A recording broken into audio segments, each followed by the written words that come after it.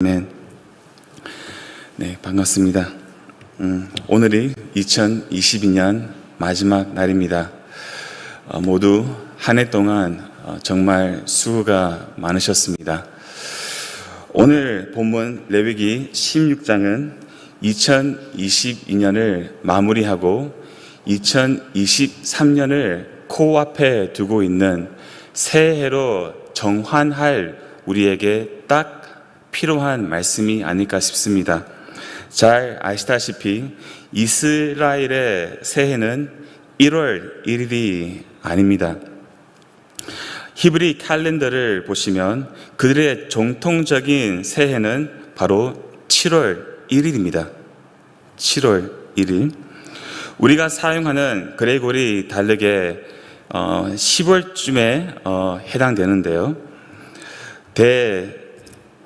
그리고 7월 10일은 한 해 중에 이스라엘에게 가장 거룩한 날, 가장 중요한 날, 가장 핵심의 날이라고 말할 수 있는 대속죄일입니다. 대속죄일을 히브리어로 욤 키푸르라고 합니다. 욤이라는 말은 날이라는 뜻이고 키푸르라는 말은 깊은 의미에서 cover, 덮다라는 뜻입니다. 그래서 7월 10일 욤 키푸르, 즉 대속죄일은 덮는 날입니다. 덮는 날. 무엇이 덮어질까요? 백성들이 1년 내내 하나님께 범한 모든 죄악이 이 대속의 의식을 통해 덮어집니다. 중요한 것은 이 대속죄일은 개인의 죄를 덮는 것이 아니고 온 이스라엘 백성의 죄를 덮는 날입니다. 대제사장을 비롯하여 온 백성은 1년 내내 하나님께 죄를 범했습니다. 형편이 어려워서 속죄제를 드리지 못한 사람도 있을 것입니다. 부지 중에 죄를 지은 사람도 있을 것입니다. 아직도 회개하지 못한 죄를 계속 범하는 사람도 있을 것입니다. 그러나 7월 10일 욤 키푸르 대속죄일 날에 하나님께서 이스라엘의 모든 죄를 다 덮어주시고 속해 주시고 삭제해 주시고 용서해 주십니다. 그날에 이 엄청난 긍휼을 베풀어 주십니다. 그래서 이스라엘은 새해를 어떻게 시작합니까? 이전 것은 다 지나가고 하나님 앞에서 새롭게 시작합니다. 마치 백지 상태에서 다시 시작하는 것과 같죠. 모든 것을 리셋하고 새롭게 출발하는 것입니다. 그래서 이스라엘에게는 속죄 없는 새해가 없습니다. 속죄 없는 새해가 없습니다. 여러분, 우리도 매일매일 1년 내내 죄를 범했습니다. 보이는 죄를 지었습니다. 마음으로 죄를 지었습니다. 지속적으로 하나님 앞에서 죄를 지었죠. 저의 2022년 한 해를 돌아보면 정말 부끄러운 순간들이 참 많았습니다. 다른 사람을 시기하고 미워하고 비판하고 때로는 저의 감정을 조절하지 못해서 분노하고 짜증도 내기도 하고 게으르고 무책임하고 정말 못난 모습이 참 많았습니다. 저는 예배자로서 부끄럽게도 때로는 예배를 소홀히 여기고 때로는 대충 했습니다. 경건한 생활도 그다지 잘하지 못했습니다. 설교 준비한다는 핑계로 말씀을 열심히 읽지 않았고, 시간이 없다는 핑계로 기도도 열심히 하지 않았습니다. 여러분들은 한 해를 어떻게 보냈습니까? 아마 저와 비슷한 고백을 하지 않을까 싶습니다.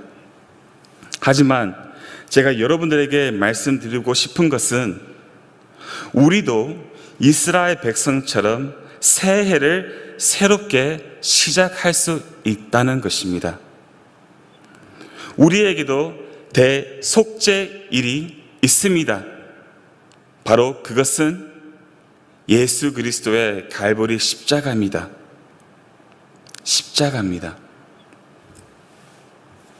여러분, 몇 시간만 지나면 2022년이 2023년으로 넘어갑니다.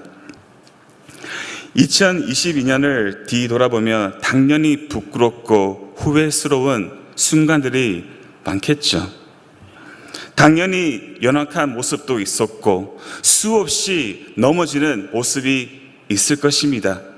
그러나 여러분, 2022년 이 마지막 날에 우리 모두가 예수 그리스도의 십자가를 바라보기를 원합니다. 2022년에 지었던 나의 모든 죄들이 예수 그리스도의 피로 다 덮어지고 용서받았다는 사실을 바라보십시오. 2022년에 나의 모든 연약함, 실패, 억울함, 상처, 슬픔이 다 십자가에 못 박혔다는 사실을 바라보십시오. 만약 우리가 믿음으로 그리스도의 십자가를 바라볼 수만 있다면, 만약 우리가 그리스도의 피를 의지할 수만 있다면, 우리도 2023년 새해를 새롭게 주님 앞에서 시작할 수 있습니다. 여러분, 은밀히 말씀드리자면 우리에게는 매일이 새해입니다. 아시죠? 우리에게는 매일이 대속죄일입니다. 이스라엘은 그들의 죄를 속죄받기 위해 1년을 기다렸지만, 그리스도 안에 있는 여러분과 저는 매일 새롭게 시작할 수 있습니다. 마틴 루터가 한 말을 다 같이 한번 따라해 주시면 감사하겠습니다. 마지막 2022년인데 함께 따라해 주시면 감사하겠습니다. 아주 감동스러운 말입니다. 예수님이 어제 십자가에 못 박히셨고 오늘 죽음에서 부활하셨고 내일 다시 오실 것처럼 설교하고 생활해라. 네, 그렇습니다. 마치 예수님이 십자가에 못 박히신 것이 어제의 일인 것처럼 믿음의 눈으로 바라볼 수 있는 성도는 이전 것은 지나갔으니 보라 새 것이 되었도다. 이 놀라운 은혜를 경험할 것입니다. 이 은혜로 우리 모두가 2023년을 새롭게 시작하기를 소망합니다. 대속죄일을 간단하게 보도록 하겠습니다. 다 같이 1절 말씀 읽겠습니다. 아론의 두 아들이 여호와 앞에 나아가다가 죽은 후에 여호와께서 모세에게 말씀하시니라. 아멘. 본문 레위기 16장은 10장에서 아주 비극적인 나답과 아비후의 사건을 상기시키는 것으로 시작합니다. 나답과 아비후는 하나님의 명령을 무시하고 자기 마음대로 불을 담아 하나님께 분향을 드렸습니다. 자기 마음대로 분향을 들었고, 그래서 하나님께서 현장에서 그들을 죽였습니다. 주님께서 다시 이 사건을 언급하시는 이유는 이 대속죄는 더더욱 하나님의 규례대로 철저하고 신중하게 드려야 한다는 것을 경고하시는 것입니다. 다 같이 2절 말씀 읽겠습니다. 여호와께서 모세에게 이르시되 내 형 아론에게 이르라. 성소의 휘장 안 법궤 위 속죄소 앞에 아무 때나 들어오지 말라. 그리하여 죽지 않도록 하라. 이는 내가 구름 가운데서 속죄소 위에 나타남이니라. 아멘. 대제사장인 아론은 지성소에 아무 때나 들어갈 수 없습니다. 아무 때나 들어갈 수 없습니다. 만약 아무 때나 들어가면 어떻게 됩니까? 죽습니다. 그렇다면 언제 들어갈 수 있습니까? 7월 10일입니다. 하나님께서 정하신 날 7월 10일 욤 기푸르, 이 날에만 아론이 지성소에 들어갈 수 있습니다. 아무 때나 예배를 드리는 사람들이 있습니다. 아무 때나 자기 마음대로 편리한 대로 예배를 드리는 사람이 있습니다. 자, 아무 때나 예배를 드리는 사람의 신앙생활은 좋아질 수가 없습니다. 왠지 아십니까? 신앙생활은 예배에서부터 시작하기 때문입니다. 신앙생활은 어디에서부터 시작한다고요? 예배에서부터 시작합니다. 근데 아무 때나 예배를 드린다면 그 사람의 신앙생활을 어떻게 좋아질 수 있겠습니까? 불가능합니다. 다 같이 4절 말씀 읽겠습니다. 거룩한 새 마포 소옷을 입으며 새 마포 속바지를 몸에 입고 새 마포 띠를 띠며 새 마포 관을 쓴지니 이것들은 거룩한 옷이라. 물로 그래 몸을 씻고 입을 것이며. 아멘. 대속죄 일에는 보석과 금이 박힌 그 화려한 제사장의 예복을 벗어버리고 거룩한 새 마포를 입습니다. 새 마포는 아무것도 없는 단순한 흰 옷입니다. 화려하지 않습니다. 그냥 흰 옷입니다.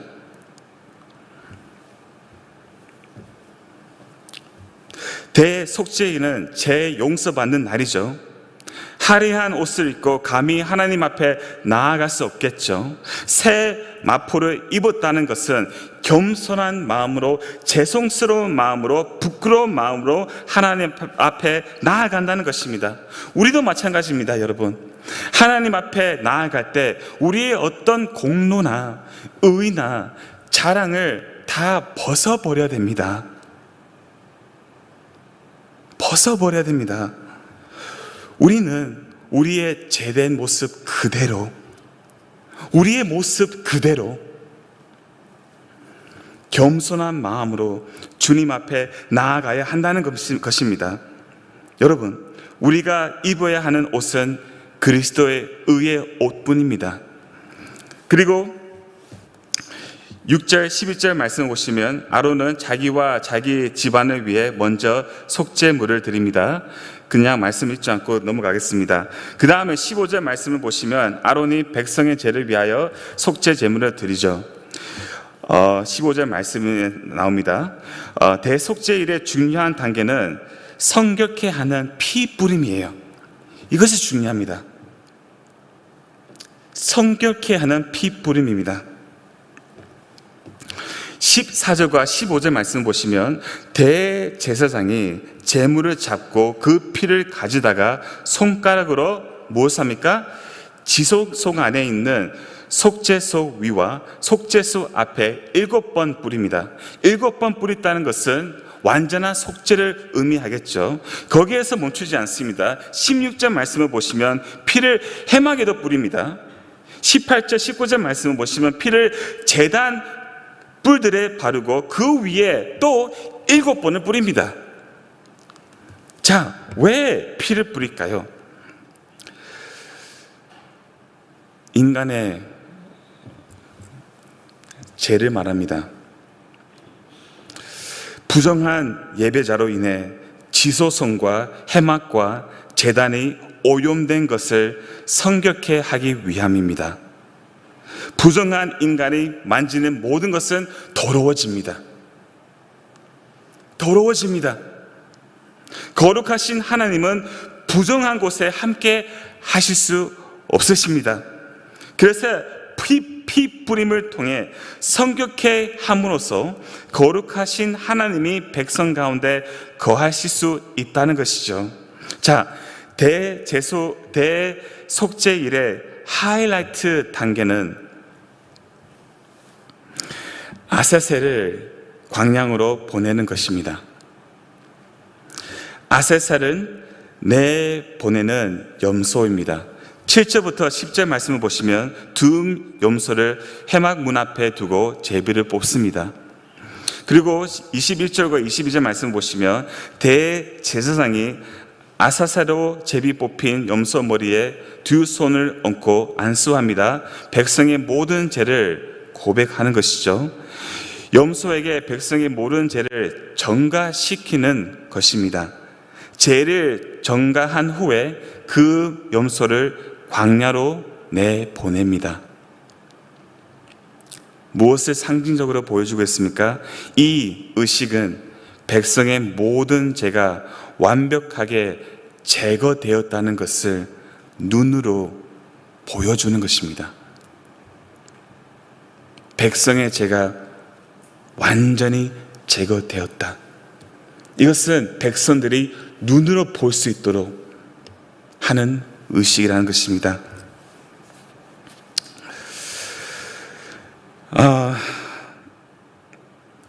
시간이 다 되어서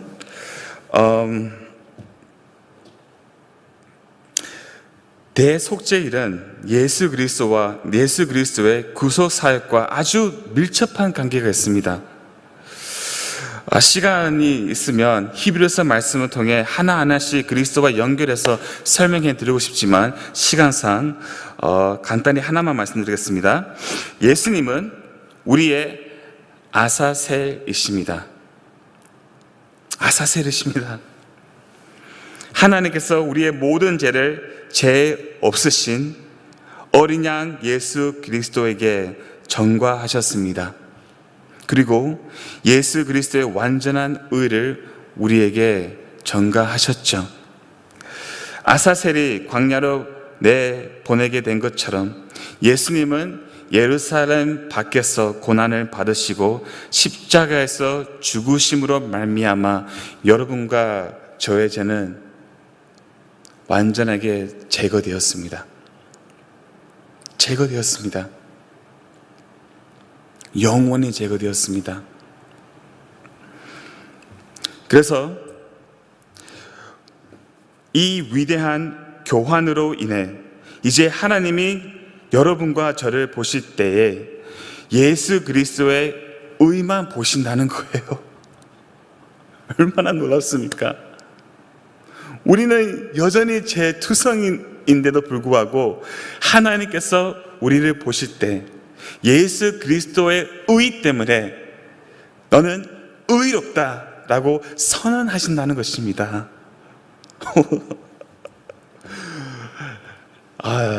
저는 이 칭의고리가 너무나 은혜스럽습니다. 의롭다, 나는. 그래서 마틴 루터가 성도를 이렇게 정의하죠. At once justified and a sinner. 의인이면서 동시에 죄인이다. 그렇습니다, 여러분. 우리는 의인이면서 동시에 죄인입니다.